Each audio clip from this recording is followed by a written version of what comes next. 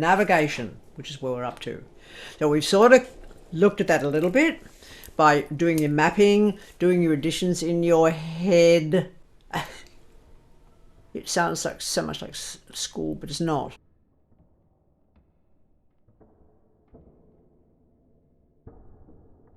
It's very important knowing that people who have written books ad nauseum, they all talk about the Celtic Cross. What does that mean?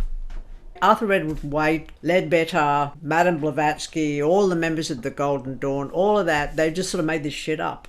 It's the same as Geoffrey of Monmouth inventing the Arthurian sagas to give beaten Britain back a Celtic soul. Most navigational skills utilise the stars as their points of reference, or a lot of ships will keep close to the coast. You know, in Arthurian legends, anybody heard of the name Pendragon? I might have looked at that way back in Mr. Avalon days, but I don't recollect. Because the word pen means a headland in Cornish. A dragon line is also called a worm line. These are ancient tracks that we may end up following because they're the tracks, for example, the deer travel towards the water. So the word Pendragon is the track that leads to a particular headland. It doesn't mention which headland it is. It's why in Cornwall you've got Penwith, you've got Treborwith, you've got people with pen in their names, a pen ultimate, for example. These are languages that were not necessarily translated through to us, so into an English or the lingua franca of the day.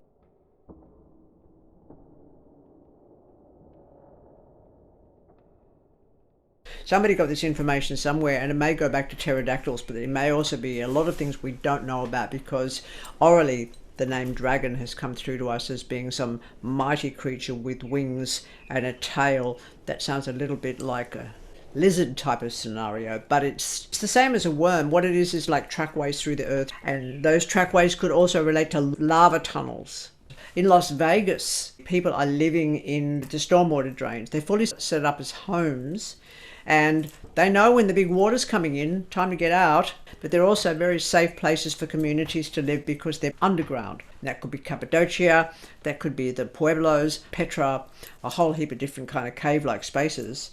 But the Pendragon is the headlands.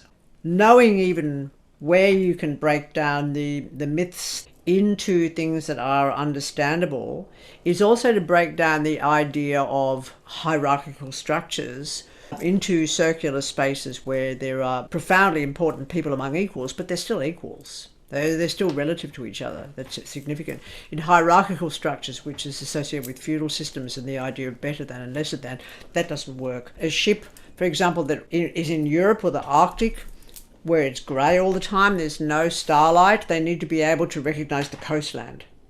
Or they need to be able to recognise what navigators prior to them have kept notes on, so that if a person was travelling from Dublin or Southampton to the colonies of the Caribbean during the slave era, or during the years of the potato famine, or any of those other significant historical periods of time, they are going to be following map information by navigators before them. Yes, that's what this is. So we are navigators. This is the ship of prophecy.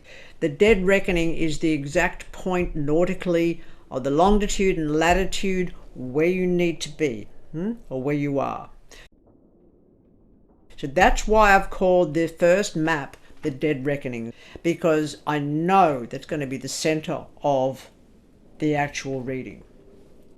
So rather than calling it a Celtic cross, which means fucking nothing, I'd at least translate it across to something that makes sense to me. Yes? And will it make sense to you? Of course. The first thing I'm looking at when I lay out the Dead Reckoning map is exactly what's in connection with what. I don't really want to have to talk about each individual card with you and their meanings. I think it's pointless unless they're actually in a map. And when they're in a map associated with how you're studying, they will make much more sense than if I go, this means this, and this, and it means that, and that. Because the minute you put a pattern together, those meanings are going to go out the window. When you're working with a person, you could just do a Dead Reckoning map. as your first experiment all week. Just do a dead reckoning map, for example, with a pack of tarot. Just make sure you're not the person who's pulling out the cards, and I'll tell you why. We'll get very serious. You'll go mad. Take you about 2 weeks to go crazy. Now, if you want to challenge me on that, go ahead. I'm up for it. But to read cards for yourself is madness.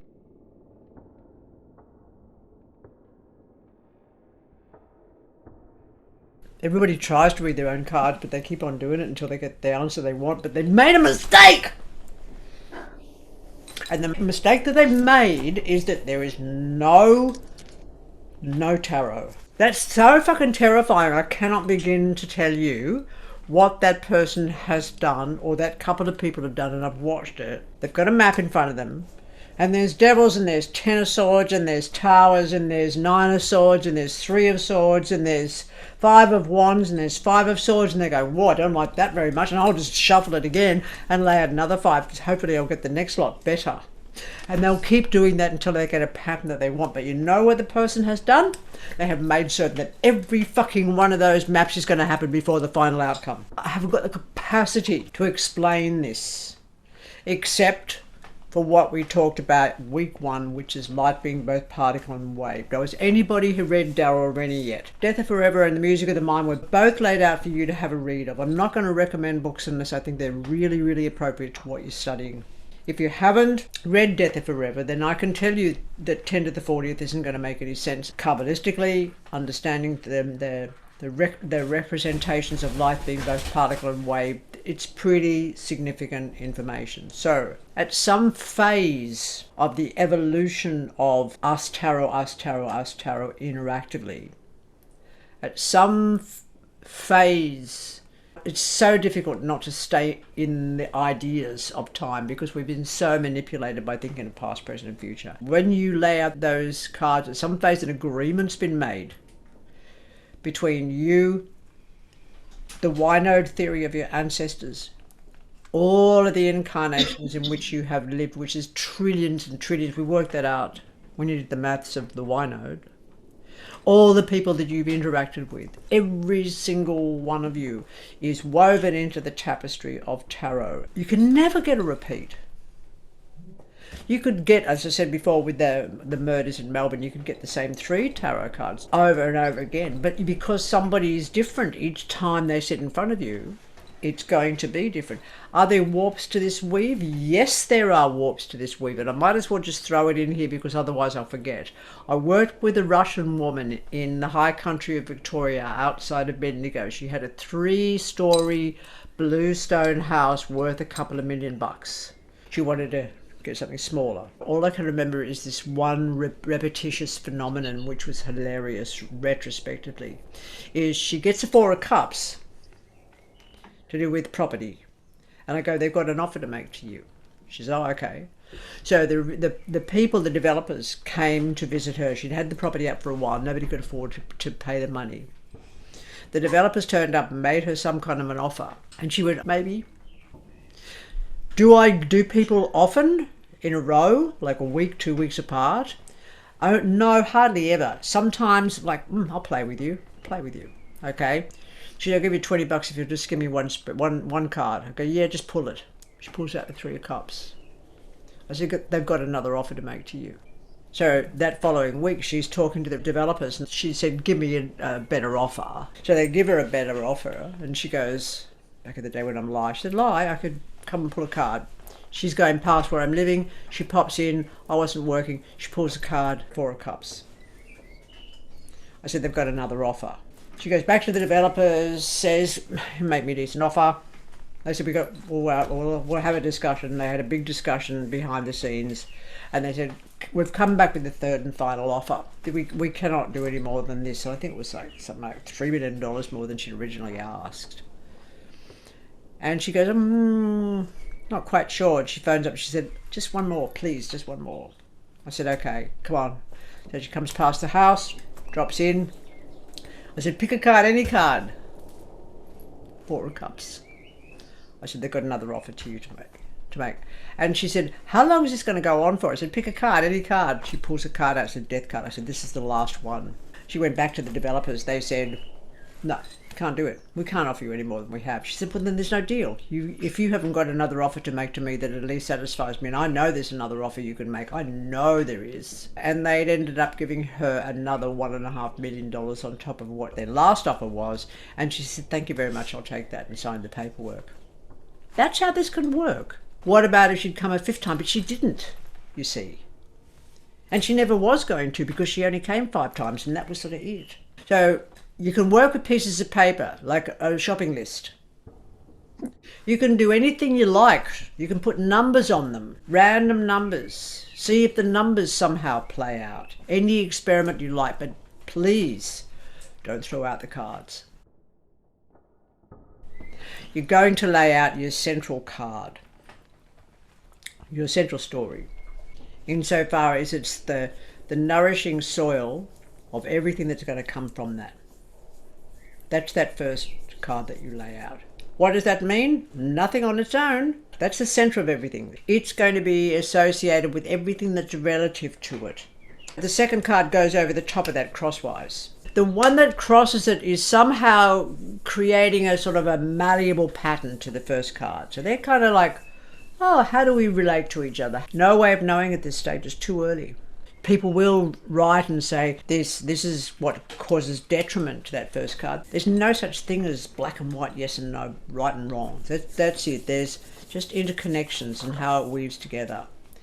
Then once you put those two together, you're going to put one particular card above those two, which is furthest away from you. Now, that being the furthest away from you can be a situation that's at a distance from you.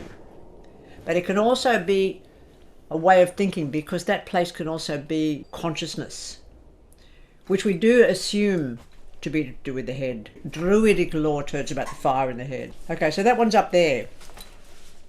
So you've got the ones in the middle, you've got the one that crosses it, you've got the one that's above it, you've got the one that's below it, which is basically in your environment. It's close to where you are. It's a situation that is imminent. The one to the left of the center, that could affect, from the so-called past, events that may have already happened. Note, I'm not being absolutely concrete about any of this, because it doesn't work that way. Sometimes tarot's going to go, well, I'm just going to tell you one thing and that's it. But you've got to see the whole lot. There's the one that comes to the left of it. And the one that comes to the right of it, which is said to be the next phase that comes from what's happening now, is just another relativity. It's another, like a number. These are like all your number patterns, but the same thing happens with tarot. Then you've got the 4 cards up the side. The one closest to you is considered to be the self. The next one that supposedly follows from that is said to be the environment. The card that follows from that up the line, that's said to be hopes and fears. And the final card laid out in this particular sequence of 10 cards is going to be a supposed outcome. But there never is such a thing. And then what I like to do is to lay out 3 after that from the top of the pack, just in a fan shape.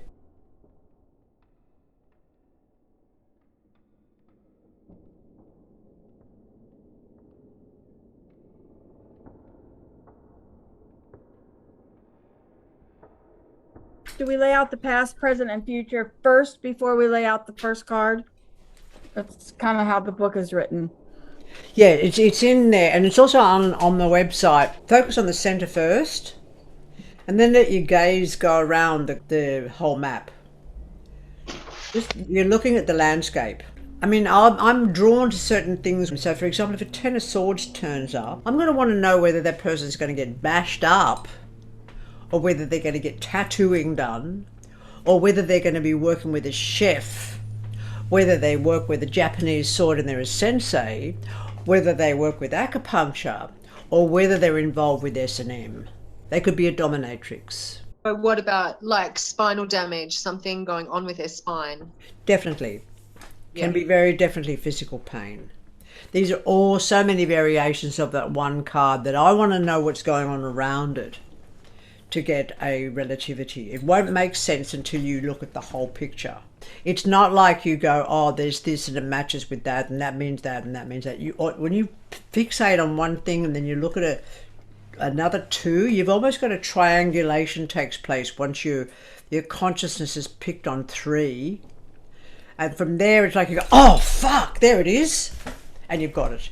So in that, it's kind of like numerology, for example, They're the where same. you've got the 3, and it starts to have conversation where there's like a group sitting rather than just one person talking to themselves. There's some quizzical things that you're going to see, but you start by looking at the 3 that pull your attention. And one of them was probably going to be your outcome. And my eyes are going to flick over the sphere of hopes and fears to see where that fits in with anything, because the sphere of hopes and fears means nothing, but it can raise up huge anxieties within an individual. Now, is the sphere of hopes and fears necessarily invalid? Absolutely not. But it means a person's had experience of being beaten or being abused, and that feeling of repetition. We get used to repetition, we get used to it happening, or we get used to the feeling. So when it turns up there, it's like, I've had this feeling before, is it the same thing? And when you're looking at the other cards, you can actually look at that person and say, I can see you with all this fear associated with travel because you like your own bed. And so then you go on to a person's need for creature comforts and what's happening for them where that's concerned. Now, the ideas of past, present, and future. When a person shuffles, they're going to divide the card into 3 packs. And this is all patterning. I actually don't perceive it to be past, present, and future, interestingly enough, even though I might say it. So there's the spread I'm looking at, which is the so-called near future, which is the middle pack. So the person's laid out the 78 cards. They break them into 3. The section on the bottom, it's done, it's finished, it's over. It's all your memories, it's what you've experienced, it's stuff that is part of who you are because of the knowledge of it, or the awareness of it, or the having lived with it. But the past is not always your past. The past can also bring up situations to do with politics, history, but you're going to connect up with it. There will be messages in there for you, or the person you're reading for, rather.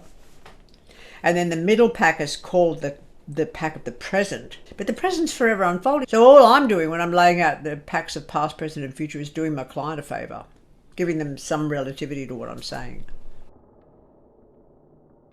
Everything starts now.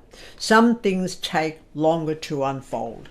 So even though I'm looking at the so-called near future, these are the things that are around a person. And are they events? There's always events in there. Sometimes you're looking also at what the person's going to experience, but there's still events. Tarot's job is one thing only, and that's to foretell what the events that are going to happen. Always record your data. And sometimes when you're just learning, you may want to record that information on video. You must ask the person who's reading you're doing if they permit that, because this can be very private.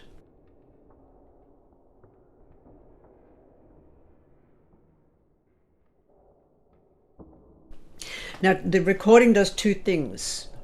The recording allows the individual getting a reading from you to have it all, because people forget. They only remember 1 or 2 things, but they forget. Okay, but what it also does is show them that you trust yourself. I actually remember the last reading I ever had, which was about 5 years before I moved to Byron, which is 30 years ago this month. So yeah, 35 years ago since I had a tarot reading. Do I remember it? Clear as anything. People, this is the thing about tarot, which is could be considered very dangerous. If you're reading for yourself or you're reading for somebody close to you and you see a predator and you see violence and you see physical trauma, you are automatically, if you know that person well, you're going to go into a spin out thinking, I know who that is. You have to be very, very careful because you could be wrong. You're making an assumption, and that is very super fucking dangerous.